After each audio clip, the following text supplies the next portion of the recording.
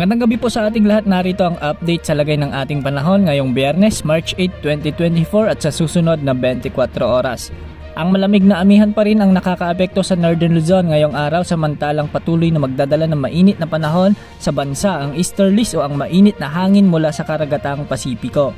Sa Luzon, walang inaasahang mga pag-ulan ngayon sa maraming lugar maliban sa Batanes at Cagayan na posibleng makaranas ng mga mahihinang pag-ulan dulot ng umiiral na amihan. Magiging bahagyang maulap na may mga tsansa ng isolated rains naman sa Ilocos Region, Cordillera Administrative Region at natitirang bahagi ng Cagayan Valley.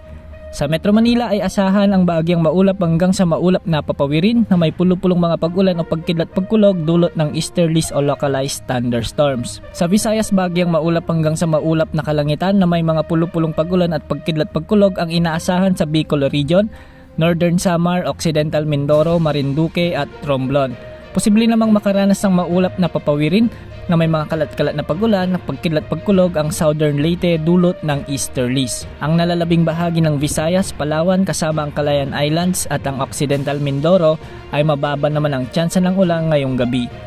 Sa Mindanao ay asahan ng maulap na kalangitan na may kalat-kalat na pag-ulan at pagkidlat-pagkulog dulot ng easterlies sa northeastern part ng Mindanao kasama ang Surigao del Norte at Surigao del Sur. Posible ang flash flood o landslide dahil sa katamtaman hanggang sa kung minsan ay malalakas na pag-ulan sa mga nasabing lugar. Sa ngayon, wala tayong inaasahan na bagyo sa mga susunod na araw at malaya ring makakapamalaot ang mga kababayan nating mangingisda dahil wala ring nakataas na gale warning sa karagatang sakop ng ating bansa. Yan ang latest update sa lagay ng ating panahon. Ngayon, maging handa sa bawat oras dahil minuminuto ay nagbabago ang panahon. Ito po ang weather update ng bayan, maasahan anumang panahon.